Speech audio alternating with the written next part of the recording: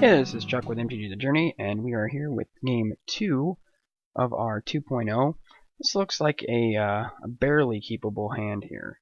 So, I don't know that I'm going to keep this, but, I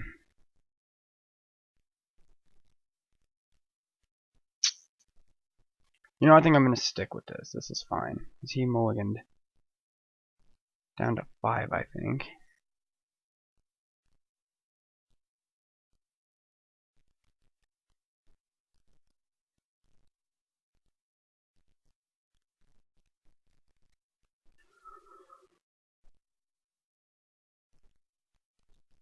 So, actually, we know we both kept our full hands.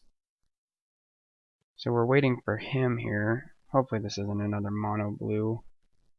That would really stink. But it looks like that's what it is. So we do have a Nyxborn Shield mate we'll throw out here.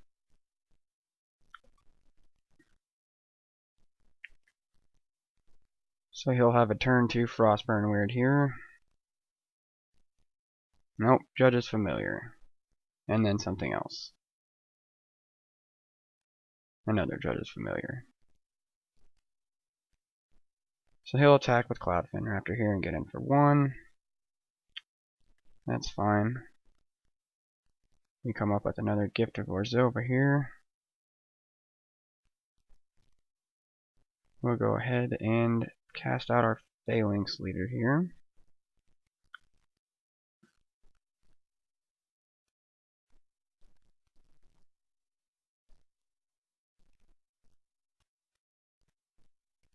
And we'll go ahead and swing in with Nyxborn Shieldmate. See if he double blocks here. If he blocks at all, he won't. So that's fine. There he gets his Frostburn Weird. Which evolves Cloudfin Raptor. He'll swing with all. This deck is just so fast. And there we get our Nick though, so we have 3 that we can use to cast here.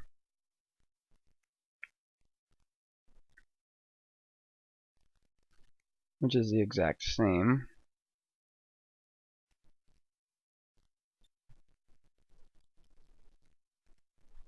He has the ability to pump it here.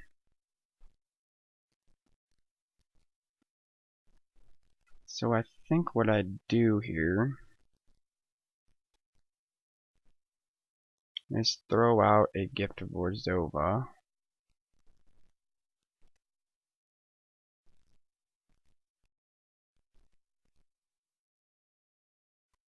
Does that boost my devotion count? Gives both my guys a buff.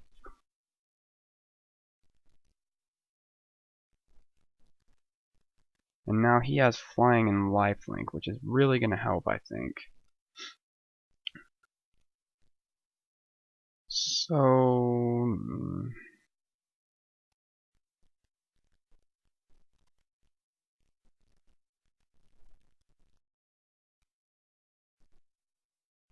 yeah, I think that's what I have to do this turn.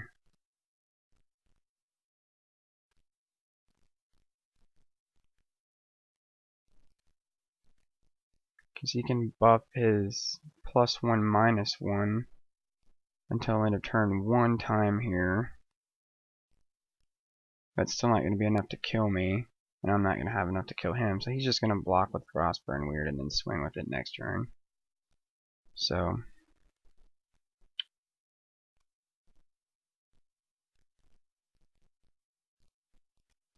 so he's going to throw out, what, Master of Waves here?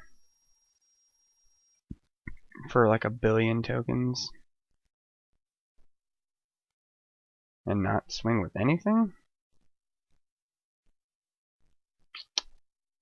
Seems a little strange, but okay. So we will go ahead and nick those for 5 here. Throw out Fabled Hero.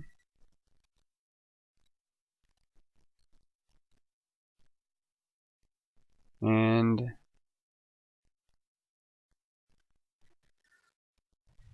I think ethereal armor onto my flying lifelink guy here.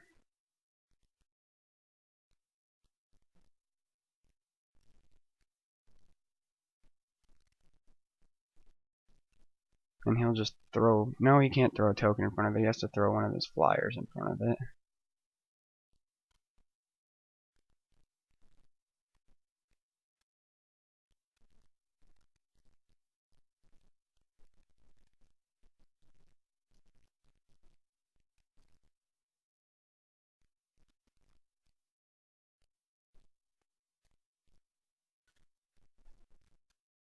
But that's going to gain me 7 life this turn. And he's going to be down a creature.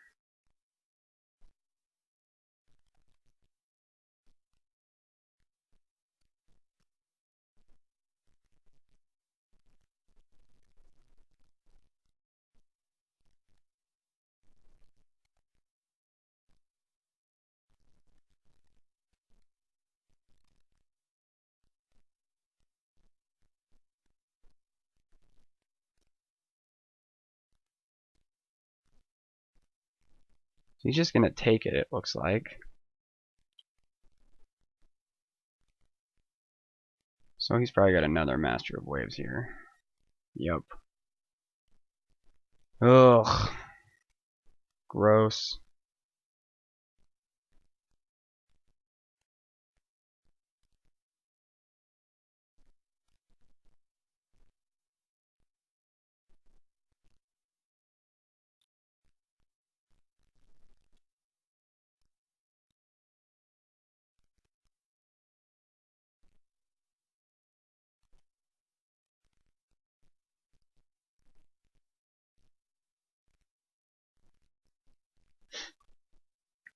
So we'll see what he swings with here. Probably everything, I would assume.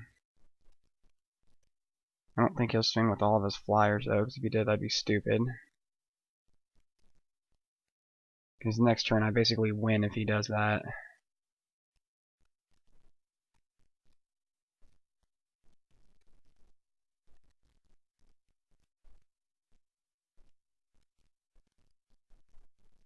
So is he going to try to buy one more turn here? He'll leave his 2 flyers back.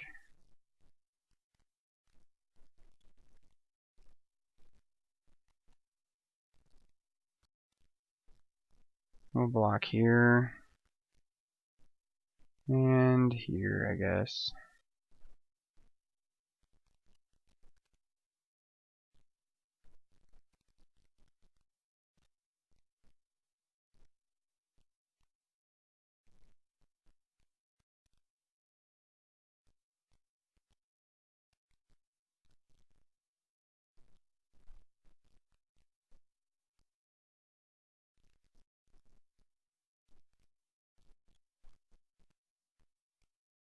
Now I'm down to a 7. That is not going to do it. What I really needed right there was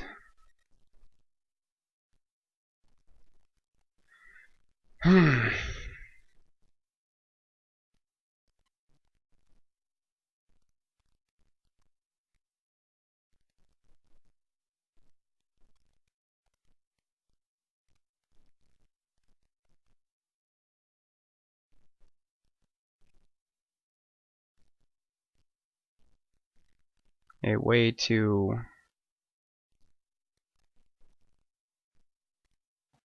make my guys unblockable pretty much. And there's no way I'm going to gain enough life this next turn to make this work.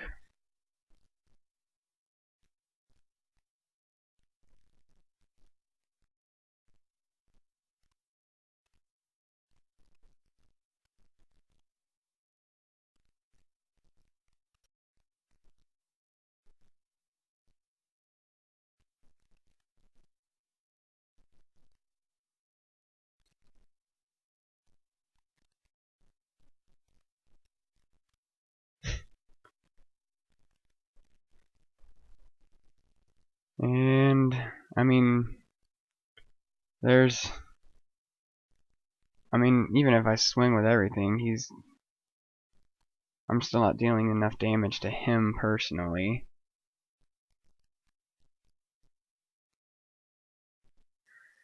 I mean, goodness gracious here. So I would gain 10, 19, 24 if I swing with everything here. If I read that right.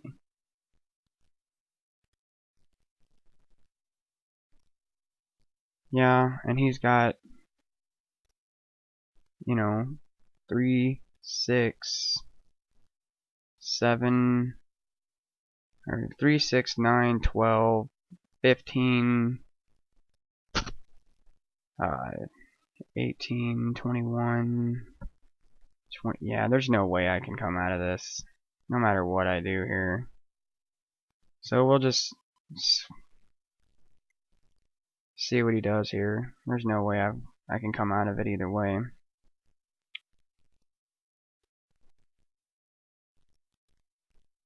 Got enough mana to choke somebody with.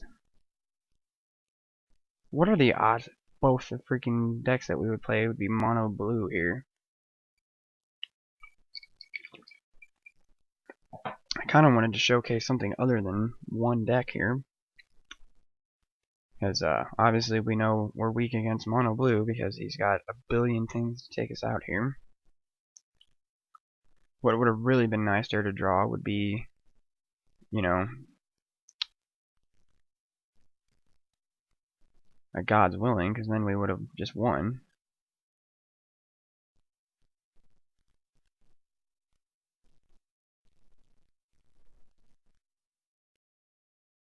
So we just block here.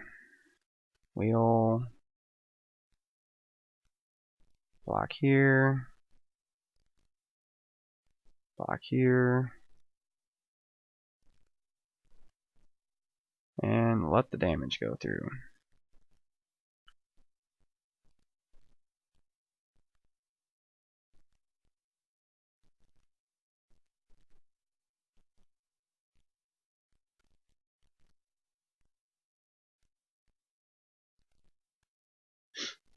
So yeah, we're definitely going to bring in our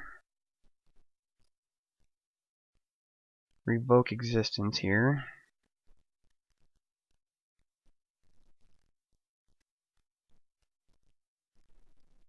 Because I think he's probably running Tossas. We'll bring our 2 Brave the Elements. And I think we have to stick in these. No, that's got to stay out. I don't think we care about Spear of Heliod here. I think one of these Heliods is coming out. And then, I don't know, maybe two of these. That only gets rid of an enchantment. I don't really think I want that.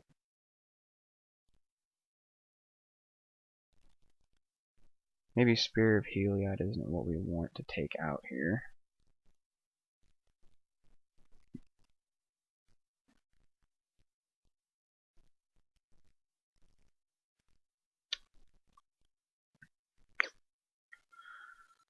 I think we lose one of our hoplites here.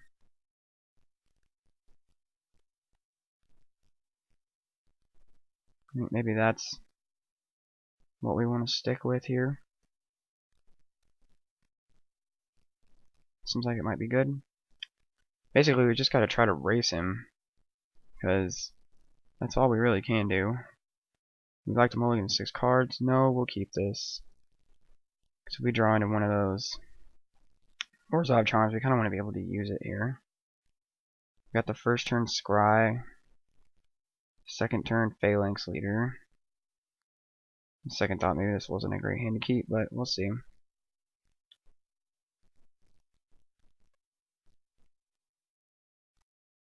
I mean, he's just so explosive, and turn after turn after turn, he's just got something to drop.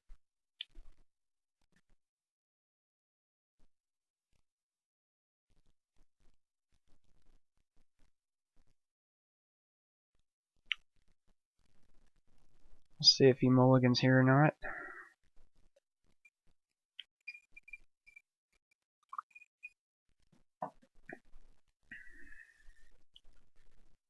And we'll sit here and wait for him.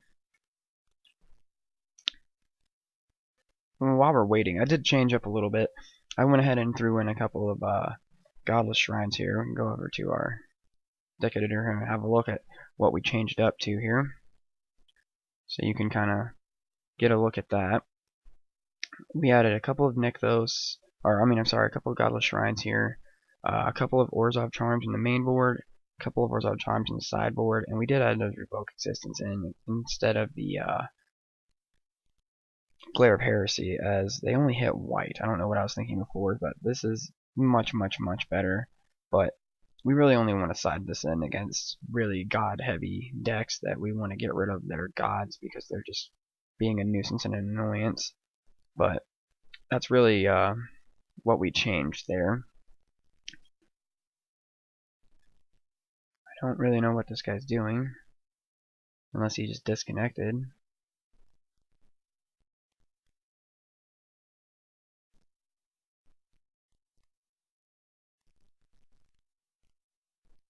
So yeah, sorry about this.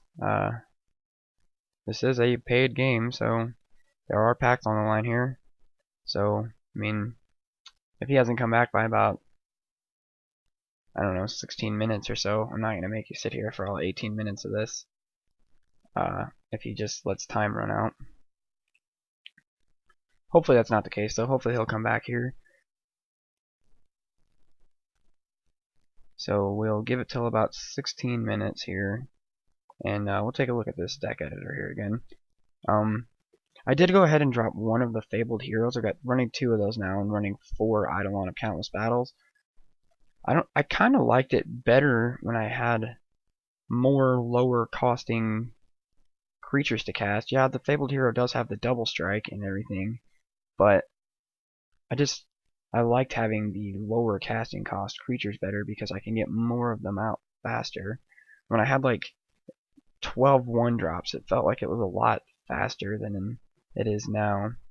So I might actually switch the Fabled Heroes out for like a Fencing Ace or something like that, a 2-drop, or even a Precinct Captain, and just have Phalanx Leader and Precinct Captain both in there, doing a little bit of work. So I don't know. We'll continue to mess around with it a little bit to try to find a happy medium here. But I'm not really happy with having some of these higher casting cost stuff just keep driving this casting cost up. I like the ability to drop 1 or 2 things a turn onto the field. So we are almost at this 16-minute mark here. So it might end up being the end of this video, but we will stick around and probably do a couple more matches with this tomorrow, and might change a few things up just to mess around with it. But I'm sorry it was not as exciting as it might have been, due to the fact that we're facing basically the same deck both times here. But we hit the 16-minute mark, and I'm not gonna make you guys sit around and watch empty screen for another 15 minutes. So it's been Chuck with Empty the Journey and RogueDeckBuilder.com, and hope you enjoyed this video.